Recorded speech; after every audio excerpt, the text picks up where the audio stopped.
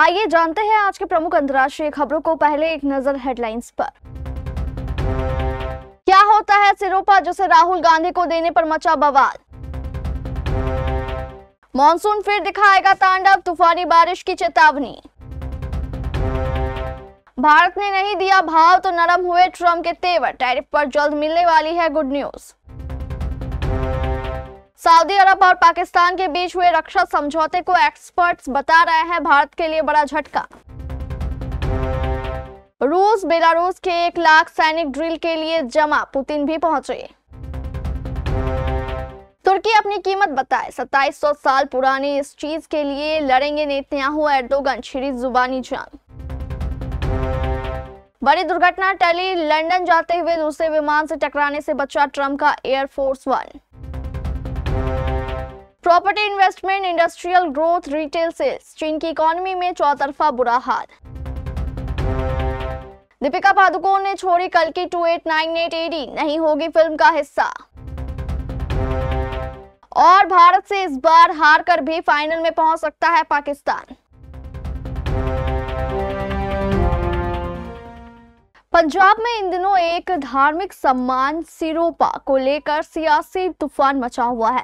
दरअसल राहुल गांधी के बाढ़ प्रभावित इलाकों के दौरे के दौरान उन्हें अमृतसर स्थित बाबा बुढ़ा साहब जी गुरुद्वारे में सिरोपा पहनाकर सम्मानित किया गया था, लेकिन इस धार्मिक परंपरा को लेकर अब बवाल खड़ा हो गया है। SGPC ने इसे नियमों का उल्लंघन मानते हुए गुरुद्वारे के कई स्टाफ सदस्यों पर कार्रवाई करते हुए सस्पेंशन और तबादले कर दिए गए हैं। दरअसल अमृतसर के बाबा बुढ़ा साहिब जी गुरुद्वारे में बीते 15 सितंबर को बाढ़ प्रभावित इलाकों का दौरा करने पहुंचे राहुल गांधी को गुरुद्वारे के पदाधिकारियों ने पारंपरिक सिरोपा भेंट कर सम्मानित किया था। सिरोपा सिख परंपरा में सम्मान और आदर का प्रतीक होता है, जो विशेष मेहमानों को भेंट किया जाता है, लेकिन इस सम्मान ने अब सियासी और धार्मिक विवाद का रूप ले लिया है। भोपाल में मॉनसून की विदाई से पहले शहर में मौसम के अलग अलग रंग दिखाई दे रहे हैं। बुधवार को भी मौसम का मिजाज इसी तरह रहा, दोपहर बाद बादल छाए रहे। वहीं भोपाल के कई हिस्सों में हल्की से मध्यम बारिश हुई। इसके बाद देर शाम को अचानक मौसम का मिजाज बदला। बादलों की गर्जन और बिजली की चमक के साथ शहर के कई हिस्सों में तेज बारिश दर्ज की गई। बारिश का यह क्रम तकरीबन 2 घंटे तक चलता रहा। मौसम विभाग की रिपोर्ट के मुताबिक आज भी कई जिलों में भारी बारिश की चेतावनी दी गई है। मौसम विभाग की माने तो मानसून की विदाई के दौरान भी पूरे प्रदेश में तेज बारिश का एक और दौर शुरू हो सकता है। मौसम विभाग की रिपोर्ट के मुताबिक गुरुवार को भी कई जिलों में भारी बारिश की चेतावनी जारी की गई है।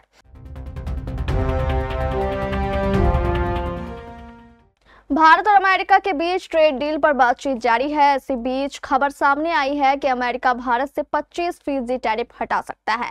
मुख्य आर्थिक सलाहकार वी अनंत नागेश्वरन ने हालिया बयान में उम्मीद जताई है कि अमेरिका जल्द ही भारतीय सामानों पर अतिरिक्त टैरिफ हटा सकता है, साथ ही रेसिप्रोकल टैरिफ भी हटा सकता है। वहीं वी अनंत नागेश्वरन ने ये उम्मीद भारत और अमेरिका के बीच जारी ट्रेड डील पर बातचीत के बीच जताई है। वी अनंत नागेश्वरन ने कहा कि उन्हें उम्मीद है कि 8 से 10 हफ्ते में टैरिफ विवाद का समाधान हो सकता है। उन्होंने कहा कि मुझे पूरा भरोसा है कि अगले कुछ महीनों में कम से कम 25% अतिरिक्त टैरिफ से जरूर समाधान निकल जाएगा। सऊदी अरब और परमाणु शक्ति संपन्न देश पाकिस्तान के बीच बुधवार को एक पारंपरिक सुरक्षा समझौते पर हस्ताक्षर हुआ। दोनों देशों के बीच यह सुरक्षा समझौता तब हुआ है जब इजराइल ने कतर की राजधानी दोहा में हमला किया था और कुछ महीनों पहले ही पाकिस्तान की भारत से सैन्य झड़प हुई थी। ऐसे में यह समझौता न केवल दोनों देशों के लिए अहम माना जा रहा है, बल्कि इससे पश्चिम एशिया और दक्षिण एशिया पर भी प्रभाव पड़ने की बात कही जा रही है। पाकिस्तान के प्रधानमंत्री शहबाज शरीफ 17 सितंबर को सऊदी अरब पहुंचे थे। सऊदी अरब और पाकिस्तान की ओर से जारी संयुक्त बयान में कहा गया कि शहबाज शरीफ को क्राउन प्रिंस मोहम्मद बिन सलमान ने न्योता भेजा था।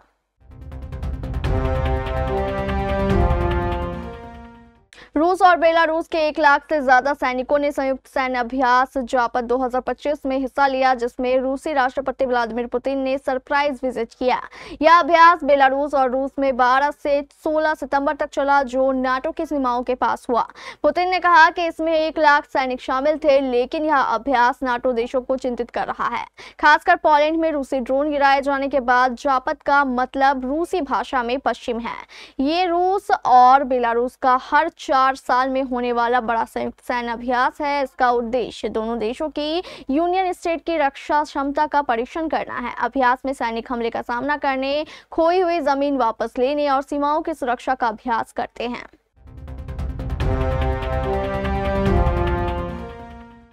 कतर पर हमले के बाद ईरान ने चिंता जताई है कि सऊदी अरब और तुर्की इजराइल का अगला टारगेट हो सकते हैं। हथियारों से हमला तो नहीं, लेकिन इजराइल ने तुर्की पर जुबानी जंग शुरू कर दी है। इजराइल के प्रधानमंत्री बेंजामिन नेतन्याहू ने कहा कि उनकी सरकार ने 1990 के दशक में तुर्की से एक पुराने अभिलेख को हासिल करने की कोशिश की थी, ताकि यरूशलेम के यहूदी इतिहास को समर्थन मिल सके। नेतन्याहू ने कहा कि तब इस्तांबुल के मेयर रहे राष्ट्रपति रेचेप तैयब एर्दोगन की वजह से यह संभव नहीं हो सका था। नेतन्याहू की इस बातचीत पर एर्दोगन भड़क गए और उन्होंने कहा कि नेतन्याहू नफरत की आग में जलते रहेंगे। इजरायली प्रधानमंत्री ने सोमवार को सिटी ऑफ डेविड में पुराने अभिलेख का जिक्र किया। यह क्षेत्र पूर्वी यरूशलेम के फिलिस्तीनी इलाके सिलवान में स्थित ईसाइयों का पर्यटन स्थल है। इसे एलाद नामक यहूदी सेटलर संगठन चलाता है। अमेरिकी राष्ट्रपति डोनाल्ड ट्रंप का आधिकारिक विमान एयरफोर्स 1 मंगलवार को लंदन जाने के समय एक बड़ी दुर्घटना का शिकार होने से बच गया। दरअसल लंदन जाते हुए एयरफोर्स 1 न्यूयॉर्क के आसपास में एक अन्य यात्री विमान के बेहद करीब आ गया।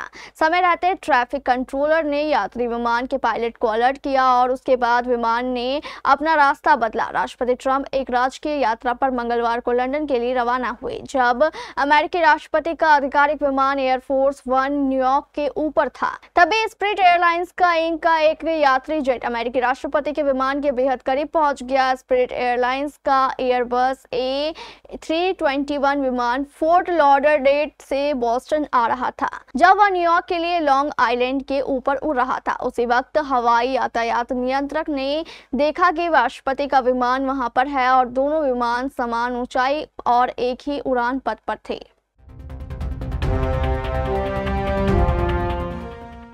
चीन दुनिया की दूसरी सबसे बड़ी इकोनॉमी है और पिछले 2 दशक से ग्लोबल ग्रोथ का इंजन बना हुआ है, लेकिन हाल के वर्षों में चीन की इकोनॉमी कई मोर्चों पर संघर्ष कर रही है।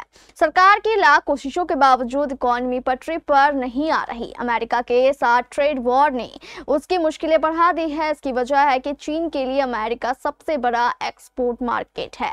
अमेरिका ने चीन पर फिलहाल 30% टैरिफ लगा रखा है। अगस्त में चीन से अमेरिका को एक्सपोर्ट में 33% गिरावट आई। इस बीच चीन में फिक्स्ड इन्वेस्टमेंट साल के पहले 8 महीनों में मात्र 0.5% बढ़ा, जो इतिहास में सबसे कम है। इसी तरह प्रॉपर्टी इन्वेस्टमेंट में भी 12.9% गिरावट आई, जो 25 साल में सबसे ज्यादा है। चीन का रियल एस्टेट सेक्टर लंबे समय से संकट से जूझ रहा है। सरकार की लाख कोशिशों के बावजूद यह संकट गहराता जा रहा है। चीन की इकोनॉमी में इसकी बड़ी हिस्सेदारी है और इस कारण पूरी इकोनॉमी के डूबने का खतरा है। कल की 2898 AD के सीक्वल को लेकर एक बड़ी चौंकाने वाली खबर आई है। दीपिका पादुकोण सीक्वल का हिस्सा नहीं होंगी। उन्होंने फिल्म छोड़ दी है और मेकर्स से अपना रास्ता अलग कर लिया है। फिल्म के प्रोडक्शन हाउस ने इसका ऐलान किया। इसके बाद से सोशल मीडिया पर हलचल मच गई और फैंस पूछ रहे हैं कि ऐसा क्या हुआ, दीपिका को फिल्म में कौन रिप्लेस करेगा। हालांकि मेकर्स ने दीपिका के फिल्म छोड़ने की वजह को लेकर हिंट भी दिया है। नाग अश्विन के निर्देशन में बनने वाली कल की 2898 AD के प्रोडक्शन हाउस विजयंती मूवीज ने एक्स पर एक पोस्ट में बताया कि कल की जैसे प्रोजेक्ट के लिए कमिटमेंट के अलावा और भी कई चीजें चाहिए। कल की 2898 AD में दीपिका के अपोजिट प्रभास थे और उनकी केमिस्ट्री खूब पसंद की गई थी। तभी से फैन सीक्वल में भी इस जोड़ी को देखने के लिए एक्साइटेड थे। अब दीपिका ने फिल्म छोड़ दी है तो फैंस मायूस हैं।